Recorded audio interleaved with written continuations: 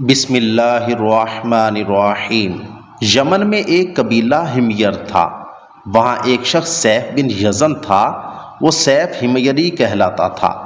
کسی زمانے میں اس کے باپ دادا اس ملک پر حکومت کرتے تھے، لیکن پھر حبشیوں نے یمن پر حملہ کیا اور اس پر قبضہ کر لیا۔ وہاں حبشیوں کی حکومت ہو گئی۔ 70 سال تک یمن حبشیوں کے قبضے میں رہا۔ جب یہ سیف بڑا ہوا تو اس کے اندر اپنے باپ دادا کا ملک آزاد کرانے کی امنگ پیدا ہوئی۔ چنانچہ اس نے ایک فوج تیار کی۔ اس فوج کے ذریعے حبشیوں پر حملہ کیا اور انہیں یمن سے بھگا دیا۔ اس طرح وہ باپ دادا کے ملک کو آزاد کرانے میں کامیاب ہو گیا اور وہاں کا بادشاہ بن گیا۔ یہ یمن عرب کا علاقہ تھا۔ جب اس پر حبشیوں نے قبضہ کیا تھا تو عربوں کو بہت افسوس ہوا۔ 70 سال بعد جب یمن کے لوگوں نے حبشیوں کو نکال باہر کیا تو عرب کو بہت خوشی ہوئی۔ ان کی خوشی کی ایک وجہ تو یہ تھی کہ انہی حبشیوں نے ابرہہ کے ساتھ مکہ پر چڑھائی کی تھی۔ چاروں طرف سے عربوں کے وفد سیف کو مبارکباد دینے کے لیے آنے لگے۔ یہ واقعہ حضور اقدس صلی اللہ علیہ وآلہ وسلم کی ولادت باسعادت سے 2 سال بعد کا ہے۔ قریش کا بھی ایک وفد مبارک دینے کے لیے گیا۔ اس وفد کے سردار عبد المطلب تھے۔ یہ وفد جب یمن پہنچا تو سیف اپنے محل میں تھا۔ اس کے سر پر تاج تھا، سامنے تلوار رکھی تھی اور ہمیری سردار اس کے دائیں بائیں بیٹھے تھے۔ سیف کو قریش کے وفد کی آمد کے بارے میں بتایا گیا۔ اسے یہ بھی بتایا گیا کہ یہ لوگ کس رتبے کے ہیں۔ اس نے لوگوں کو آنے کی اجازت دے دی۔ یہ وفد دربار میں پہنچا۔ عبد المطلب آگے بڑھ کر اس کے سامنے جا کھڑے ہوئے۔ انہوں نے بات کرنے کی اجازت چاہی۔ سیف نے کہا، اگر تم بادشاہ کے سامنے بولنے کے آداب سے واقف ہو تو ہماری طرف سے اجازت ہے۔ تب عبد المطلب نے کہا، اے بادشاہ، ہم کعبہ کے خادم ہیں، اللہ کے گھر کے محافظ ہیں، ہم آپ کو مبارکباد دینے آئے ہیں۔ یمن پر حبشی حکومت ہمارے لیے بھی بوجھ بنی ہوئی تھی۔ آپ کو مبارک ہو۔ آپ کے اس کارنامے سے آپ کے بزرگوں کو بھی عزت ملے گی اور آنے والی نسلوں کو بھی وقار حاصل ہوگا۔ سیف ان کے الفاظ سن کر بہت خوش ہوا، بے اختیار بول اٹھا، اے شخص تم کون ہو؟ کیا نام ہے تمہارا؟ انہوں نے کہا، میرا نام عبد المطلب بن ہاشم ہے۔ سیف نے ہاشم کا نام سن کر کہا، تب تو تم ہماری بہن کے لڑکے ہو۔ عبد المطلب کی والدہ مدینے کے قبیلے خزرج کی تھیں اور خزرج کا قبیلہ دراصل یمن کا تھا۔ اس لیے سیف نے ہاشم کا نام سن کر کہا، تب تو تم ہماری بہن کے لڑکے ہو۔ پھر اس نے کہا، ہم آپ سب کو خوش آمدید کہتے ہیں، آپ کے جذبات کی قدر کرتے ہیں۔ اس کے بعد قریش کے وفد کو سرکاری مہمان خانے میں ٹھہرا دیا گیا۔ ان کی خوب خاطر مدارت کی گئی، یہاں تک کہ 1 ماہ گزر گیا۔ 1 ماہ کی مہمان نوازی کے بعد سیف نے انہیں بلایا۔ عبد المطلب کو اپنے پاس بلا کر اس نے کہا، اے عبد المطلب، میں اپنے علم کے پوشیدہ رازوں میں سے ایک راز تمہیں بتا رہا ہوں۔ تمہارے علاوہ کوئی اور ہوتا تو میں ہرگز نہ بتاتا۔ تم اس راز کو اس وقت تک راز ہی رکھنا جب تک کہ خود اللہ تعالیٰ اس راز کو ظاہر نہ فرما دے۔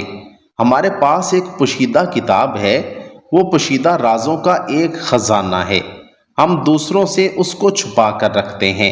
میں نے اس کتاب میں ایک بہت عظیم الشان خبر اور ایک بڑے خطرے کے بارے میں پڑھ لیا ہے، اور وہ آپ کے بارے میں ہے۔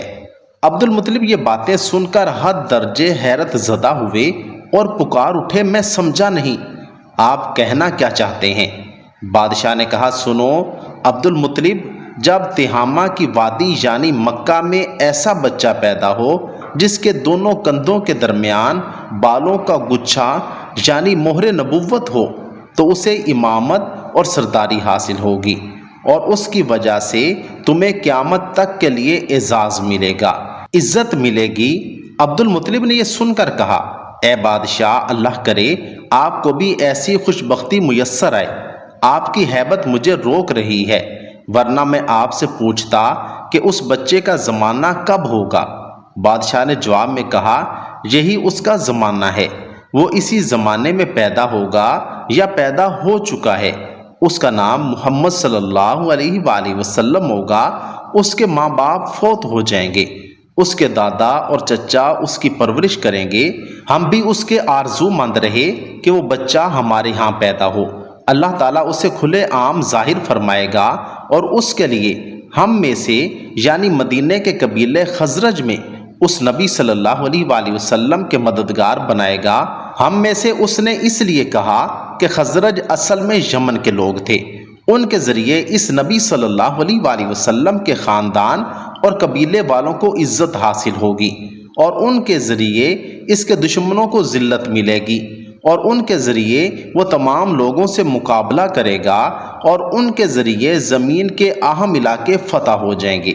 وہ نبی صلی اللہ علیہ وآلہ وسلم رحمان کی عبادت کرے گا، شیطان کو دھمکائے گا، آتش کدوں کو ٹھنڈا کرے گا یعنی آگ کے پجاریوں کو مٹائے گا، بتوں کو توڑ ڈالے گا۔ اس کی ہر بات آخری فرمان ہوگی، اس کے احکامات انصاف والے ہوں گے۔ وہ نیک کاموں کا حکم دے گا، خود بھی ان پر عمل کرے گا، برائیوں سے روکے گا، ان کو مٹا ڈالے گا۔ عبد المطلب نے سیف بن یزن کو دعا دی، پھر کہا کچھ اور تفصیل بیان کریں۔ سیف نے کہا غلاف والے کعبہ کی قسم جس کی شہرت دور دور تک ہے، اے عبد المطلب اس بچے کے دادا تو تم ہو، اس میں کوئی جھوٹ نہیں۔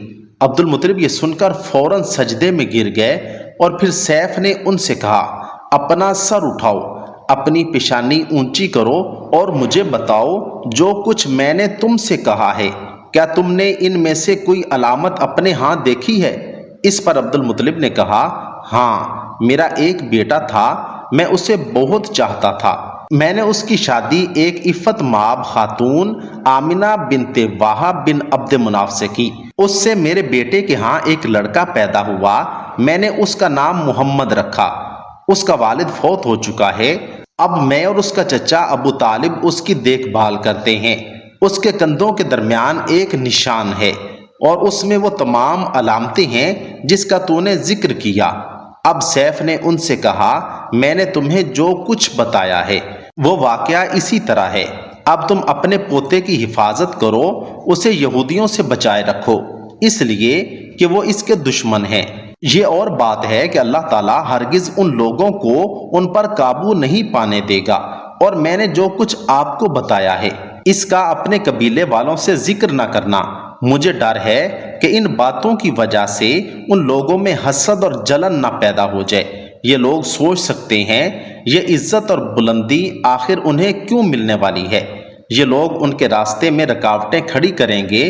اگر یہ لوگ اس وقت تک زندہ نہ رہے تو ان کی اولادیں یہ کام کریں گی، اور اگر مجھے علم نہ ہوتا کہ عن قریب اس کی بعثت سے قبل میں اس دار فانی سے رخصت ہو جاؤں گا تو میں اپنے گھڑ سوار دستوں اور پیادہ سپاہیوں کے ساتھ یہاں سے ترک سکونت کر کے یثرب یعنی مدینہ کو اپنا دار السلطنت بناتا، کیونکہ میں اس کتاب میں یہ بات پاتا ہوں کہ شہر یثرب اس کی سلطنت کا مرکز ہوگا، ان کی طاقت کا سرچشمہ ہوگا، ان کی مدد اور نصرت کا ٹھکانہ ہوگا، اور ان کی وفات کی جگہ ہوگی، اور انہیں دفن بھی یہیں کیا جائے گا، اور ہماری کتاب پچھلے علوم سے بھری پڑی ہے۔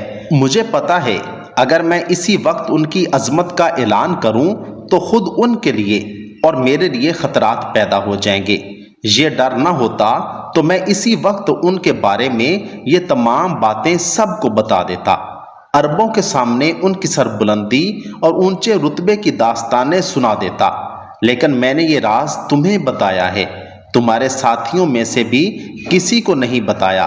اس کے بعد اس نے عبد المطلب کے ساتھیوں کو بلایا، اور ان میں سے ہر ایک کو 10 حبشی غلام، 10 حبشی باندیاں اور دھاری دار یمنی چادریں، بڑی مقدار میں سونا چاندی، 100 اونٹ اور عنبر کے بھرے ڈبے دیے۔ پھر عبد المطلب کو اس سے کئی گنا زیادہ دیا اور بولا سال گزرنے پر میرے پاس ان کی خبر لے کر آنا اور ان کے حالات بتانا۔ سال گزرنے سے پہلے ہی اس بادشاہ کا انتقال ہو گیا۔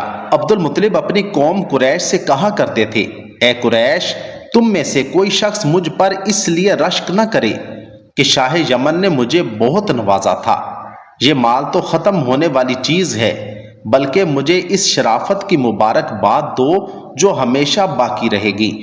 اور جب پوچھا جاتا کہ وہ شرافت کیا ہے تو آپ جواب دیتے کہ وہ ضرور ظاہر ہو کر رہے گی، خواہ اسے کچھ وقت لگے۔ ہم سب اللہ رب العزت کا جتنا بھی شکر ادا کریں وہ کم ہے کہ اللہ رب العزت نے ہمیں حضور نبی کریم صلی اللہ علیہ وآلہ وسلم کی امت میں پیدا فرمایا۔ اللہ رب العزت سے دعا ہے کہ اللہ رب العزت ہمیں حضور کے طریقوں اور اپنے حکموں کے مطابق زندگی گزارنے کی توفیق عطا فرمائے۔ کمنٹ سیکشن میں آمین ضرور لکھیے گا۔